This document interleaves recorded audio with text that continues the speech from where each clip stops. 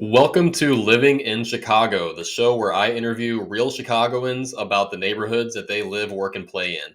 My name is Jake Lyons. I am your host, and in this episode, I interview Tree Caridi about the Edgewater neighborhood.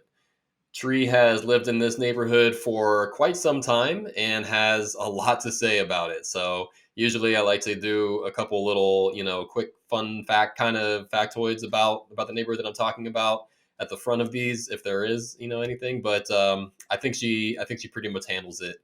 And I look forward to you getting to hear all that she has to say about it and just Chicago and all the other wildness that we get into during this conversation. I will just geographically point you in the right direction real quick. If you're unfamiliar with Edgewater, it is located.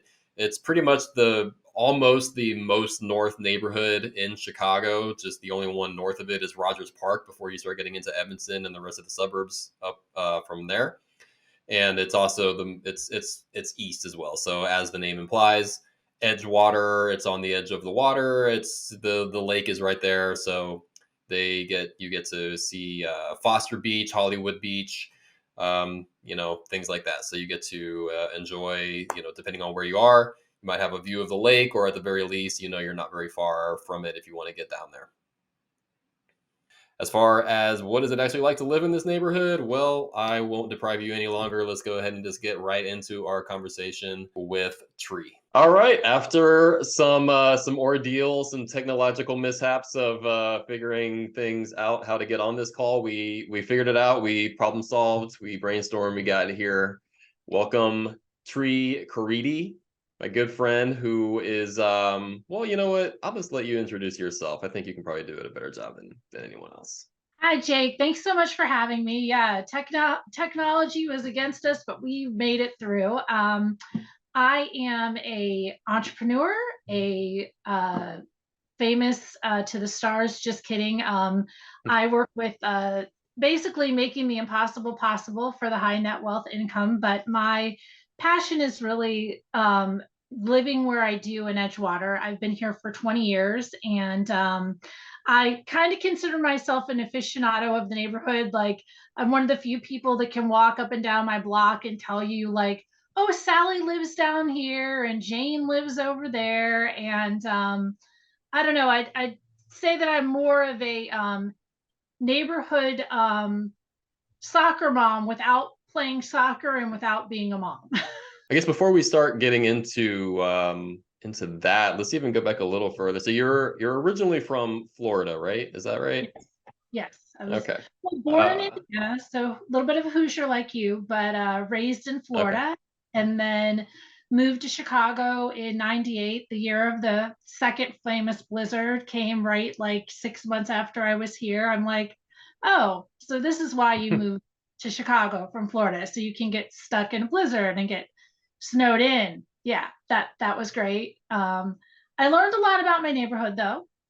People had a lot of tenacity, and we pushed a lot of people's cars out of the way and Yep. dug a lot of people out. And to this day, we have a unofficial alley snow crew. Nicknamed ourselves, and we are still friends 20 years later and went block by block digging each other out of Edgewater. So, there's Hmm. something to be said for the tenacity of Midwestern people. Absolutely. That's actually, yeah, that's a nice little thing to bring up. Like every time there's a big major snow, especially like the first snow of the season, I'm always heartened by just like all the kind of random displays of anyway. Yeah, so I was talking about the whenever there's a big snow and you always see, and I've participated in this myself, both from the giver and the receiving, end of like helping somebody whose car is stuck or whatever, oh, okay, I think I know where some salt is, or I think I know where a shovel is, or let's like look for some cardboard, do that stupid little trick, or you put like the cardboard, like try to wedge it in the tire to give it like traction, and it never Right. works. That never works. It has never Oh, ever worked, but it makes you feel like you're doing something. do you know the And cat litter trick?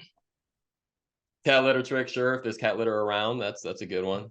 Yep. Sorry, you might have I just turned my head because I saw somebody out of my window, but they're not for our building. So they looked and went, oh, I'm at the wrong address. So apologies. Yeah, that's quite all right. This is mostly a auditory experience for the people consuming this, so that's okay. They're be on YouTube, but that might Well, may this or may is not every make it day in. in Edgewater, to be quite honest. The interesting part of my particular block here, like I said earlier, is it's kind of great that I do know all of my neighbors, because on any given day, I have the mail or the packages for the people that live to the left of me, the right of me, across the street, or 2 blocks west or east of me on a regular basis. Now, we have the same postal service, so it's usually not the regular mail. It's usually like Amazon. I'm not quite certain if it's just an Edgewater thing, but they don't seem to be able to find their way around in Edgewater. And when I talk to other neighborhoods, they don't seem to have this same issue. Do you have this problem in your neighborhood where you're just randomly getting other people's Amazon packages on a pretty consistent basis? Are we talking Amazon or packages or like postal service deliveries? Mainly Amazon packages, like third Amazon. party deliveries. Yeah, sometimes.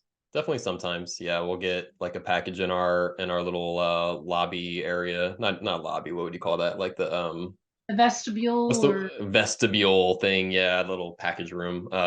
Whereas like this is just blatantly not even the right street, the right numbers, nothing. Like how what were you reading?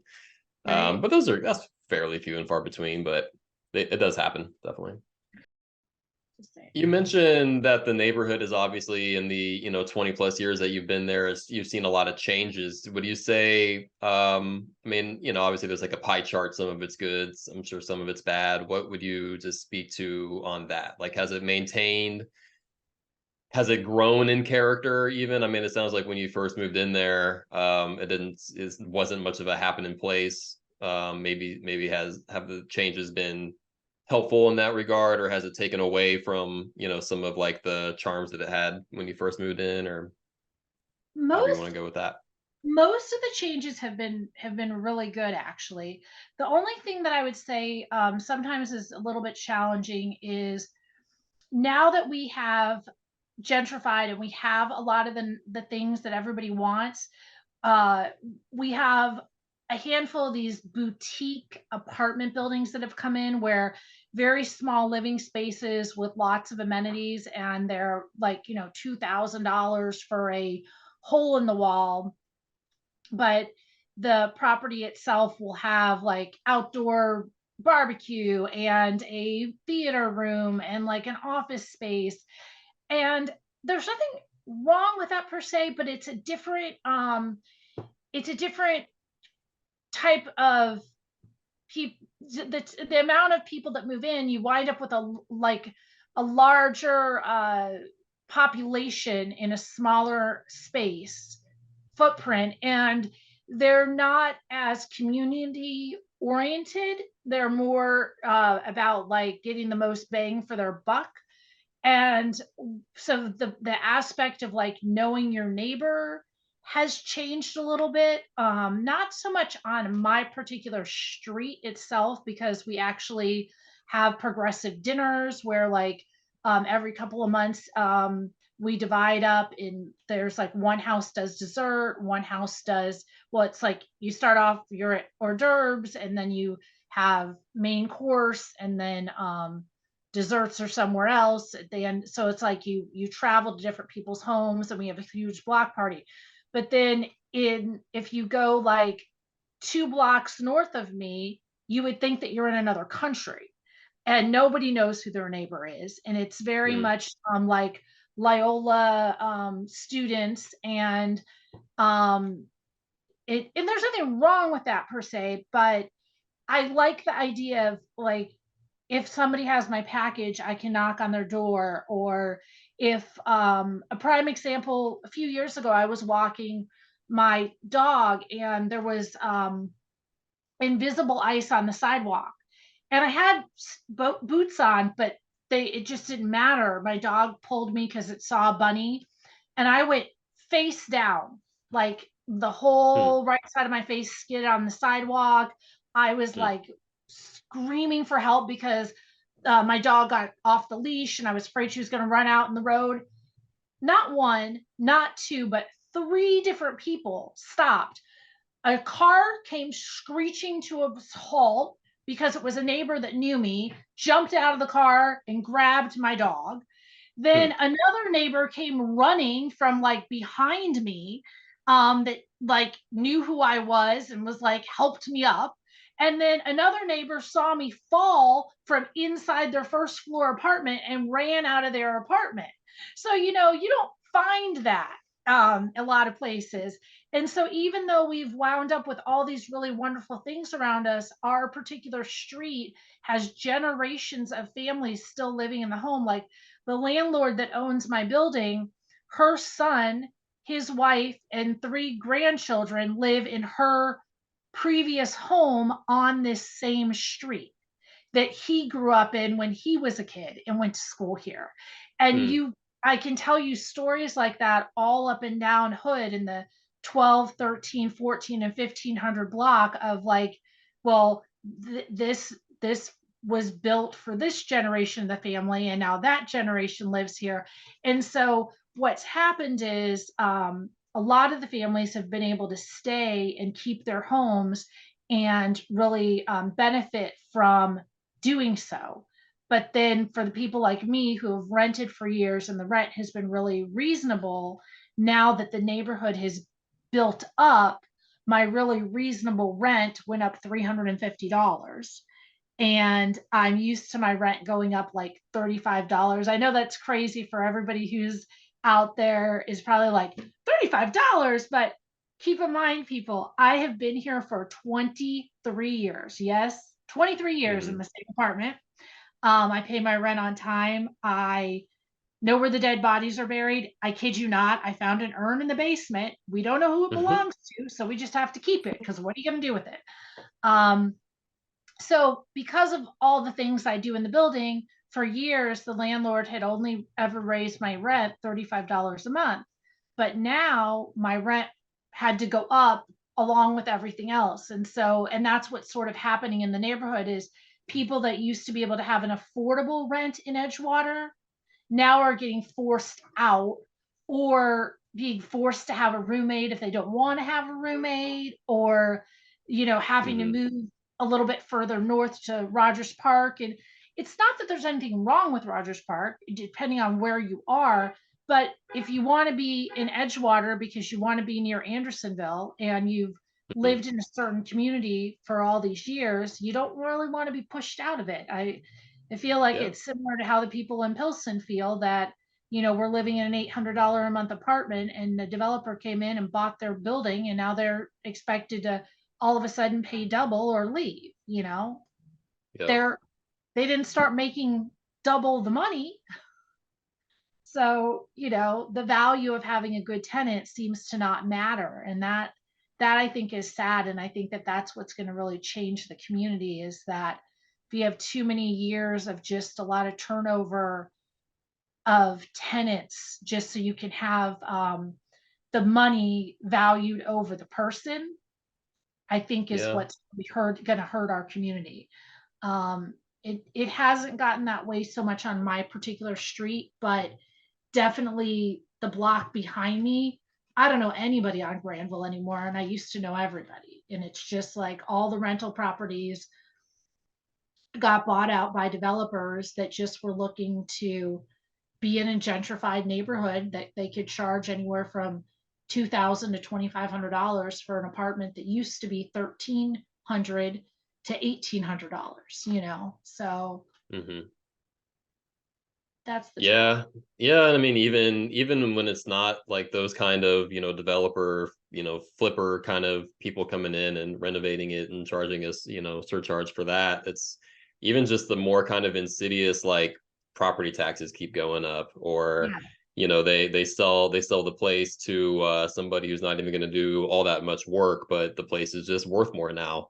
And so the price that the new buyer paid, that the seller, like, it's crazy that you've actually found somebody who's like held on to like having the same landlord for that long, and they haven't, you know, decided to cash in their chips and sell that place, because I mean I know they would profit crazily on that what, on your place now if they were to sell. And then like the next buyer, even if they came in with the best of intentions, they can't not raise your rent because the Yeah. place they bought it for so much more and the financing cost is so much more now. All that stuff. Like, yeah, it's kind of the way of the world. So man, like when you how you've been there for so long is like that's a blessing for sure. Like that doesn't happen.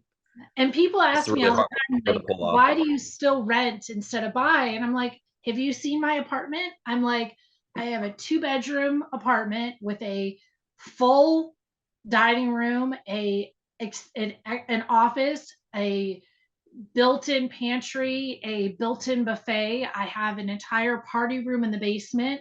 I have an upper deck that sits 24. My landlord lets me plant the entire backyard.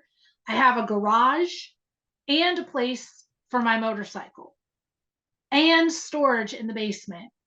And my rent with my garage and my increase is $1,800. So if you can tell me where in Chicago I can get a condo with all those things that is spitting distance of a gym, a Whole Foods, a CVS, a Walgreens, lickety split, the best homemade custard. Yes, lickety split. If you Hmm. haven't been, go. Don't pass go. Public. Don't collect $200. Go to lickety split. If you want the best custard, Culver's, that's not custard. That's commercialism. Go to lickety split. It's I can walk literally out my front door through the alley and I'm to the place in 3 minutes. Two if I want to go really fast. Um, it's like, why would I leave? Aldi, I'm walking distance. There's an Aldi behind me and a whole paycheck on the other side. And if I really walk like 3 blocks, I've got a Starbucks and a Target. Like, why am I leaving? Yeah. And the Pretty train close is to public transit too. Yeah. Yeah, I'm right off the Granville Red Line. There's the Broadway bus at one side of me and the Clark Street bus at the other. And if it's a beautiful day and I want to walk, I'm in Andersonville in 10 minutes. Someone else is probably there in 20. Apparently, I walk really fast, even though I'm only 5'4". I don't know what that's about, but my dad and I have always been really fast walkers. And whenever we're walking, Hmm. people are like, slow down. And we're like, we're just walking here. I don't Yeah. know. But yeah, so I love it here. And we have a lot of people don't know there's an Edgewater Historical Society, and there's so much like wealth of knowledge there. And where I live, particular, my street is considered Edgewater Glen, and there are actual signs that we as a community chipped in and paid to have them put back up, because there's Edgewater and then there's Edgewater Glen, and there it's a distinction of where they are in the community. And um we're very proud to be here. And we I'd say our biggest downfall right now is our current alderman, our alderperson. um, and I'm trying to give them a chance, but Hmm. it's we had a really wonderful alder person, and we do not have a wonderful alder person now, and Hmm. that is probably the biggest thing I would say is, if you're moving to Edgewater and you really care about who's in charge of your ward, this is probably not the ward for you for the next 3 years. But if you're the type of person who is able to like engage and get involved on your own and really care about your property and get involved with your neighbors, then you can still find affordable housing in a really safe neighborhood with a good school district, and wonderful walkable. It's a very walkable community. We have a wonderful Monday farmers market during this like regular year, like not during the winter, obviously. And there's the Edge Fest happens here every year, and Ann Sather's for the largest cinnamon roll you're ever going to have, and Metropolis Coffee. The original Metropolis Coffee, the very first one, is here in Edgewater. They used to actually Hmm. make all of the roasting of the beans were right here in Edgewater. Now they do the tea here and they do the roasting elsewhere because they've gotten so big. But if you go to any of the better restaurants in Andersonville, Edgewater, and many other like communities in for breakfast, for brunch, at least a third of them are serving Metropolis coffee. And that's right For sure. here, walking distance, and Yeah. it's really good coffee. So, Nice. yeah. I feel a need that just in case any of the audience kind of has some glazed eyes or whatever the ear equivalent of glazed eyes is, on the alderman thing. So we're talking about basically like the local government structure where the city is broken down into wards. How many wards are there? Do you know? I know there's 77 like I community areas, but I I think know wards are we're different. 40. I know we're 48, and I think that Yeah. there's like at least 70 something. So, Yeah. um, Okay. Yeah, so I mean, each of these 70 wards, like Chicago is such a big city that each of these, I was going to call them neighborhoods. I think they're not yeah, quite the same, but like each of these areas could have between 40 and 100,000 people in it. Like each of these community areas or wards, like, it's basically like a bunch of small towns. So like the alderman kind of acts as like the mayor of your neighborhood almost. So is that like a decent way to yeah, just to kind absolutely. of put it in terms that like everyone would at least kind of wrap their heads around. And so they do have a pretty big impact on just the goings on of your immediate neighborhood. Because we need somebody to fight for us when it comes to like tax assessments, Yeah. um, that just seem to be going up, up and away. You can speak to that a bit. Is an agent. Yeah. I've yet to ever have a conversation with anybody who is like, yeah, our taxes super low, love them. Like our tax bill seems really fair this year. I just agree wholeheartedly with the county assessor on this one. Good job, guys. You know what? I'm gonna pay extra. I'm Oh, gonna pay extra taxes. I think you guys shorted yourselves a little bit. I mean, taxes are just one of those things. Like who's ever gonna have anything nice to say about them? But yeah, they are definitely. Yeah, I hear a lot of like the new assessors are coming in and trying to make up for what they see as uh assessments that weren't like properly adjusted in previous years and things like that. Like I think they maybe we're giving people some breaks during the pandemic and stuff, and now that's being corrected, I guess we'll say. So yeah, I don't know. Certainly, I know, especially like on commercial properties and things like that. There's been some really, really drastic uh, new assessments. yeah. So I know in our neighborhood, what's challenging is so like across the street from us, a house will sell for 1.3 million dollars, but that particular house, the owners went in and gut renovated it and put in like a chef's kitchen and a million bells and whistles, and then they want to use that price to now assess the houses to the left and the right of it is the new value. Mm, And it's like, whoa, wait a minute now. You know, hmm.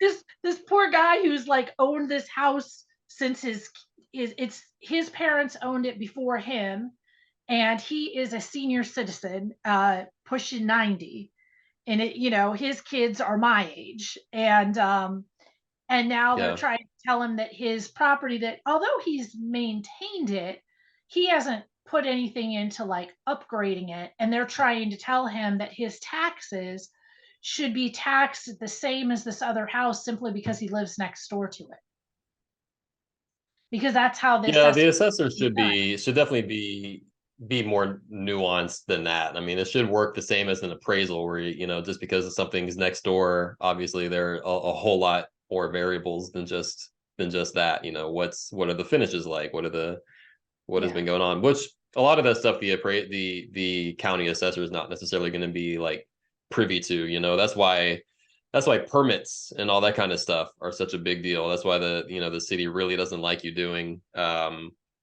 like major renovations to your place without pulling the proper permits and getting all that stuff straight in the way, because that's how they know what is going on in your place and what how to tax you and stuff like that. So yeah, and I mean, I know, I guess so I guess on the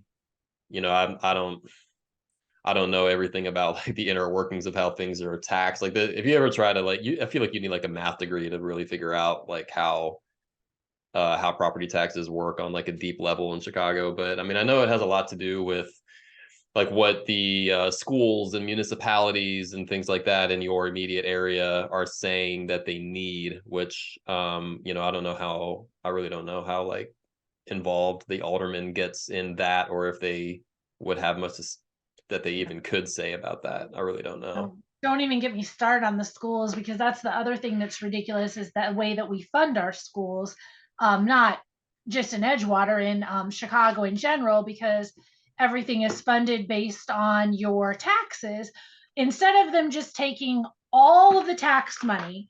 If the city of Chicago, and yes, I'm about to get on a soapbox, people, so you might want to fast forward for this point part, or Jake might wind up editing it out, but the way that Chicago funds education for Chicago public school system is that whatever area that you live in, the taxes that you pay for the area that you live in theoretically go to your school. The problem with this is that if you live in a low income area, and then the amount of taxes that you pay is actually less. So essentially, what you're saying is that because I make less money, my children don't deserve to have a good education. If you live near a better income bracket living situation where everybody is paying more into taxes, so the school is being funded better, then they have more resources. And so that's also the fundamental flaw of the way that the appraisal system works, because you're appraising these houses like way up here to people that can't afford them.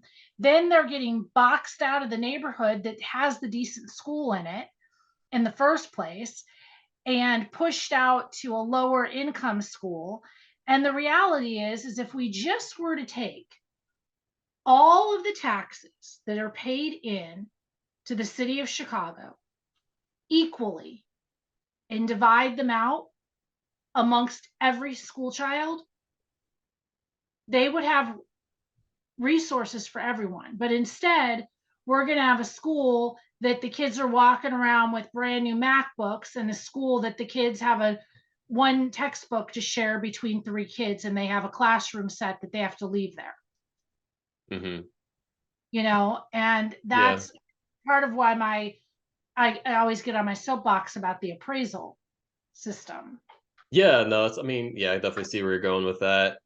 I don't they It's not necessarily true that that maybe that's how the schools are funded, based on just like the income levels or the property values of the in the neighborhood that school is located, but it's not necessarily true, right, that the children in that neighborhood will go to that school. Correct. So, just because you live in that neighborhood doesn't necessarily mean that you'll go to that school. Depending on, so you can elect to go to your neighborhood school if it's a decent school and you want to go there. But even if you elect to go there, there might not be enough spaces for you. So I'll give you an example. Walter Payton is a magnet school. So you could literally live in Walter Payton, although being a magnet school, is not located in, let me clarify this. It now is a more desirable place to live in the city, but when it was first built, part of why they were able to secure the land was because it was not as a desirable place to live in the city. So here they built this state of the art, one of the best schools, not just in Chicago, in the United States. Okay. And the crux of it is you could live walking distance of that school, but because it's a magnet school, doesn't mean that you can go there, because you have to get approved in through a lottery. Yeah. And then the opposite of it is you can live walking distance of one of the worst schools, and it's the only school that you'll get to go to because you didn't make it into any of the magnet schools, even though you wanted to go there. So you can have a student that is like considered what they would consider the gifted program, and they won't get to go there because they have to go to their neighborhood school. Or the parent that has to elect to send their kid to the neighborhood school because their work won't allow them, like they just can't get them to the other school. Like I have friends that if their situation wasn't what it is, their kids would be in their neighborhood schools, but they're able to work it out through their work to take their kids elsewhere. But one kid, they commute 45 minutes one way to take their kid to school. Mm-hmm. It's hard to That's, do. that's hard to do, especially if you're a single parent with 3 kids. What do you, Mm-hmm. how do you do that? So that's where I get on my soapbox about, so we're charging all this money in the neighborhood, but then the schools in the neighborhood aren't good enough for the kids that live in the neighborhood to go to, but you're still overtaxing their parents to live there. It's like A plus B does not equal C in this equation, like Mm-hmm. where's the math working here? It's not, if you're Yeah. going to appraise them at this high rate, take all their money, the least you have to do is provide them with resources. So sorry, we're not talking about Edgewater anymore. You Yeah. feel free No, to it's fine. edit any of this out. This is all relevant information to somebody who, might stumble upon this podcast. You're looking to learn about, yes, Edgewater, but also, what are these things like? What's your life actually like in Chicago? What are these things that are kind of governing what your experience here is going to be in a lot of different ways? So yeah, no, it's all good. Um, Vote for Ironic, Tree, or go run for something. Let's right? Run for public office. Ironically, there yeah. actually is a high school here called Sen that for a while it was a really awful high school, and like kids did not want to go there. And the community fought against it first, but eventually it got approved, and the military school came in and took over half of the high school. And in doing that, it now has allowed that school to flourish, and it has one of the better theater and art programs in the city because they got this renewed money from the military academy going in there. So now in Edgewater, you have a school that if your kid wants a opportunity to get their college paid for through the military, they can go to the local high school in this community, be part of the ROTC program, and then that will allow them to help pave the way into college. And then through college, they will get funded because they were in the ROTC. It also has a theater and an arts program, as well as because of these other programs, the regular education of the school has gotten better. And they have not one, but two football teams because they have the military team and the regular team. And so Hmm. the school went from like, oh my God, people are like trying whatever they can not to go to the community school to people actually moving to the community so their kids can go to school there. So Mm-hmm. yeah, it's Yeah. it's really changed from where, because when I was there 20 years ago, it was like scary. I would walk my dog there and you're just like, um, the principal was happy if you were there with your dog because you were keeping the drug deals from happening on the front lawn. And now you go and Mm-hmm. it's everything looks like you think that you're at the Morton Arboretum at the front lawn of this school. Mm-hmm. Yeah. And there are two good neighborhood elementary schools now as well. And there's also two private, you can go to NCA, which is Northside Catholic Academy, which is walking distance right at St. Gertrude's Church from where I live. But there's also St. Ignatius is here as well. So Hmm. there's lots of good school options within Edgewater, and Hmm. NCA is very well known for it's K through 8, and they have a really rich education program. Hmm. Nice. Thanks for the school breakdown there. I'm still learning that the whole school system here is definitely a blind spot for me a little bit, just because like obviously Em and I don't have kids yet, and like I know I always hear all these stories about how like difficult the landscape is to navigate for people, especially when you get to the high school age. But Yeah. yeah, so that was all educational stuff there. Thank you for that. Let's get back On my to soapbox about the kids. yeah, they're the future, man. I mean, I don't have any, but Um, I care about them. yeah. If somebody were to visit Edgewater, just like the greater Edgewater area, not necessarily this like right where you are, but Edgewater in general, for just one day, what's like the perfect day in Edgewater? Okay. Um, for sure, go to Burger Park, sit on the rocks.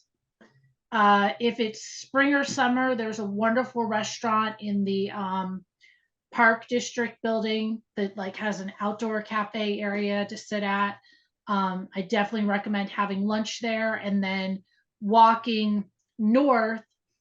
It's going to sound a little crazy, but Loyola's campus is beautiful.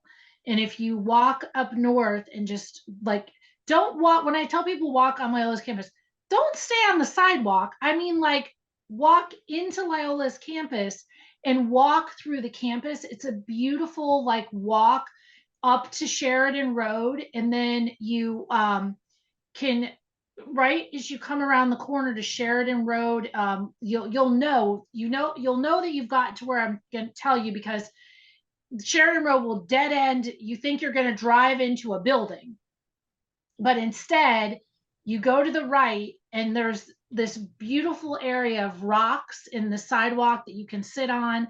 There's a little private park just to the immediate right, and there's a beautiful sculpture that they just put there, and it's this huge glass bulb that you can like see through, and it's just Hmm. wonderful. And it sounds a little crazy, but just past that on the left, if you're sitting on the rocks, is one of the most historically beautiful cemeteries in the world. And you don't need to go walking around the cemetery, but it is just beautiful to like look in and see all the statues. Hmm. And so if it's like early in the morning, it's a great bike ride to like bike up there from if you're especially recently they've added all these bike trails, so like you can safely bike all the way up. And if you have time, you come from Edgewater, you can bike up to the Baha'i temple and come back down, is one of the things that I always tell people to do if they only have a day. And when you're like, if you're looking for a great place to eat, even though it's not in Edgewater, it's Edgewater adjacent. And so I always tell people, go north on Clark Street to Honey Bear Cafe. It will never let you down. It is the best breakfast place. You cannot be Hmm. missed. If you Honey know that Bear Cafe. Okay. Yeah, if you know that you're coming, go on their website in advance and reserve your table. They have pancakes that are a mile high. They make the best shrimp and grits and catfish and grits. Oh my God, to die Hmm. for. Coffee, if it's during the nicer months, they have a wonderful outdoor patio with a great mural. And that is a can't miss. And so even though it's like Edgewater adjacent, it's it's still, we still sort of claim it, because it's like, yeah, Hmm. it's just outside of Edgewater. And then the place not to miss for sure is go to Lickety Split. You'll find every old-fashioned penny candy. They're no longer a penny, but you'll find them, all the candies from when you were a kid, and every unique flavor of soda that you thought you never would want to try will be there. And the homemade custard is just to die for. And then one other can't miss is if you're go on Thorndale coming from Sheridan Road, you make a left onto Thorndale. There is a house that used to be a standalone mansion that they repurposed into a multi-use facility, and they use it for everything from weddings to bar mitzvahs.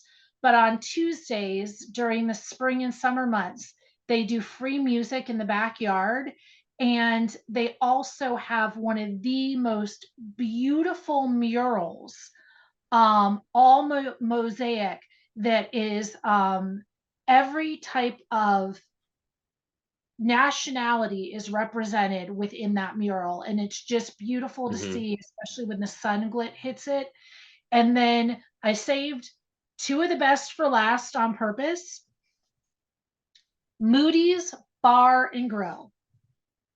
Best blue burger you're ever going to have. Best Okay. hamburger, period, hands down. If it is daytime and nice out, wonderful outdoor patio.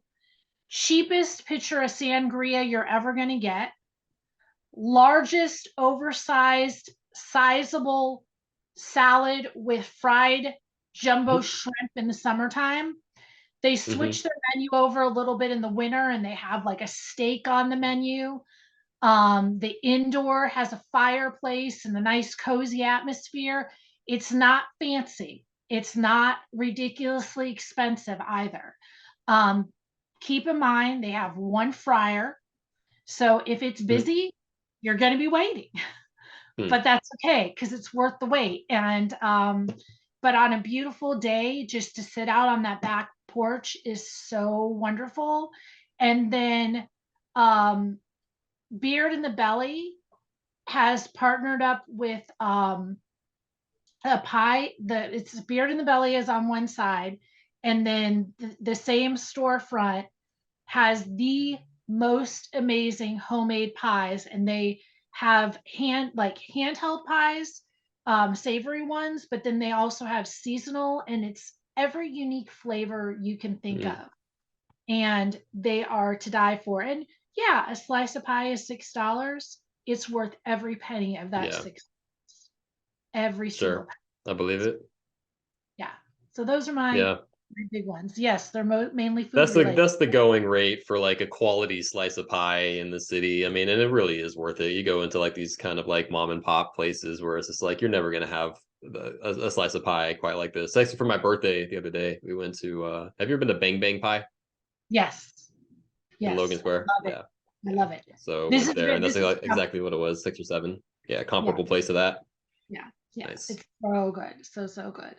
And yeah, so I recommend like go to Moody's for a burger and solid fries. Like it's one of those places, like they're very simple. You're gonna get burgers, fries, onion rings, a salad, a Hmm. steak. Oh, they're sloppy Jane, not a Joe. They're sloppy Jane.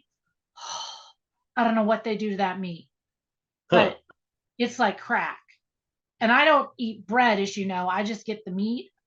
Oh my Hmm. goodness. Oh my goodness. It's so good. It's so Yeah. good. It's disturbingly good. Maybe I'll have that You for know, dinner. that's actually a couple. That's a good point to bring up. The fact that yeah, you don't eat bread. You also don't consume alcohol, right? Like Yes. you've never been even like tipsy in your life. No. So those like two things that I think a lot of people would probably associate with Chicago is like, okay, deep dish pizza. This is a place that loves their bread. Anywhere you go is going to be hard to avoid bread. Oh, it's cold 8 months a year. Like, what is it? What are some people doing? They're just going to bars and drinking and watching sports or whatever. And they're like, yes, that is a lot of what we do. There's a lot. If you like bread and you like drinking, lot of that to go around in Chicago, but you are proof that you don't that's not all there is, you know, right? Like you can have a I good mean, time and you can very much have a lot of really good meals in a lot of places yeah, without those things. yeah. And I mean, I name the places that I would love to go. There definitely Hmm. are bars in the neighborhood. We have a wonderful Independent Spirits is I will always talk up that place. Is a great place to go. It's our if you're gonna buy alcohol in our neighborhood, I recommend you buy it there because it's a small mom and pop, and we had to sign off and approve them to be here. Most people don't know this, but our ward is a dry ward in the sense that you can't get alcohol at the CVS here. When it was a Jewel, you couldn't get alcohol at the Jewel drugstore either. Um, you you can get alcohol at the Whole Foods, but even when it was a Dominic's, we had different hours than any of the other places, and we don't have like a bunch of convenience stores, and it is intentionally that way because when I first moved here 20 years ago, it wasn't safe to walk up and down Granville. You there were drug deals happening all the time, and we really cleaned up the neighborhood. And so, we don't have any problems with people drinking. We just don't like the element of the 24-hour Yeah. liquor store. So Yeah, right. That's always like the classic, you know, just those are just one of those like magnets for trouble, you know, 24 any 24-hour liquor store is right. for whatever reason. Like, Oh, the Dice Dojo. I'm so sorry, but I have to say, if it's a Wednesday night and you uh-huh. like to play board games, go to the Dice Dojo on Broadway. It's open board game night every Wednesday. They have over 200 games. If you don't have anybody to play with, there's a pink cone. You put it out on your table and somebody will join you. So Hmm. that is something that any extrovert, introvert that is a board game person should know Hmm. about Edgewater. It's every Wednesday night, and it's a great place to go when you first are moving to the city and you don't know a lot of people because nerds are Hmm. really nice to everybody. Yeah, so bottom line, who would you say that the Edgewater neighborhood is best suited for? And why would somebody want to move to Edgewater over any other neighborhood in Chicago? Okay. If you are looking for a place that is um, gonna have, right, so I think it's mainly there's three criteria. It's great for families that are looking for a safe community but still want to be in the city. Don't want to be in like an Evanston, or a suburb, but also don't want to be like in the Loop or in Wicker Park. So that is one segue. It's really wonderful for students. Anyone who's going to Northwestern, Loyola, even DePaul, we're like really located, great for the trains to easily get to any of those campuses, especially easy enough to find 2 and 3 bedroom apartments to partner up with people when you're in college or grad school and make the rent affordable. And young couples as well, like if you are working from home, it's the type of neighborhood where there's enough to do and it's a walkable community, it's a bikeable community, it's easy to get to anything. You're not that far from the highway to get highway access. But it also is quiet enough that if you're working from home, you don't feel like, oh my God, there's a siren going by every 30 seconds, or I'm just like in the middle of noise. Like you want to feel like you're in the city, but also feel like you can be productive. And I feel like Edgewater allows a little bit of both. And there's enough things to keep you busy that you don't have to go too far away to find what you really want. Like it's 15 minutes to Evanston for the movie theater. So like Hmm. you're centrally located to Evanston, and it takes you like I'm 15 minutes from Evanston and I'm 15 minutes from Michigan Avenue Water Tower Place, from Edgewater. Hmm. So like in decent traffic, you can pretty much get to anything that you don't have in your immediate community. And so it checks off a lot of boxes. Nice. Good word. Cool. So you've highlighted a lot of businesses in the local area, which like awesome. That's exactly what you were supposed to do. I'll have links to as many of the places that you mentioned as is practical in the show notes and things like that. Is there anything that you would like to highlight or promote about yourself or even anything else in the neighborhood that, you wanted to get to, but didn't? Yeah. So about myself, yes, Yeah. selfless plug here. Hmm. I recently started making custom pens, and I have it's called Love, comma Tree Inspirations, and I'm going to be going officially live with my own website at the beginning of the year. But there is also I'm little craziness. I started getting sick and tired of spending $100 having my nails done. And I was like, I'm going to do this myself. And then I was like, I could sell these nails and get them for like 50% off. Huh. Hmm. I can sell these nails to other people. So I actually have a website as well where I am selling my Hello Love like press on nails. So Okay. nothing that we have to like leave in the podcast. You can feel free to like edit it out, but I wouldn't mind if we could like put the little link if somebody Yeah, like is we'll put a interested. They'll link. like follow the little link. That would be good. Cool. And then the only shop that I left out that isn't Edgewater, it's Edgewater adjacent that I think we should definitely clue in is Gethsemane, the nursery is Yeah. like the best place to get live plants, Christmas plants, and one of the hidden gems is if you have never been into their gift shop, they spend so much time curating and finding unique gifts Hmm. from all over the world. So if you have that person that it's really hard to find a gift for and you haven't found that gift yet, Gethsemane might have it for you. So I think that they should be in Okay. there. Yeah, I've driven by it 100 times. I've never gone in there, but I always admire it as I'm driving by. I was like, that looks like a really, really solid place to go buy a plant. But once I took Eric there, and now he goes all the time on his own. He's like, "What? Oh my god! Yeah. I got to get a gift for somebody. I'm going there." You know? Yeah. Yeah. Nice. No. Awesome. Um, All right. Well, I think yeah. yeah, I think I'm good on my end.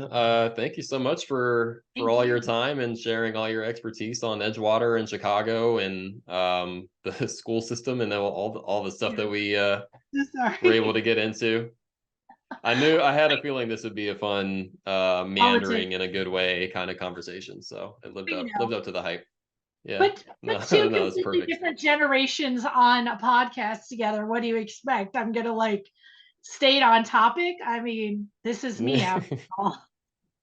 not the Gen X way. No. Yeah. I don't even know what that means. I don't It but means we're the latchkey generation, like what? A cut? That's a cut? It doesn't need stitches. Throw some throw dirt some in it. dirt on it. Yeah. Yeah, you know, Nice. that type of thing. So have a great rest of your day. Yeah. Tree, thank you so much for your time. Welcome. Bye bye.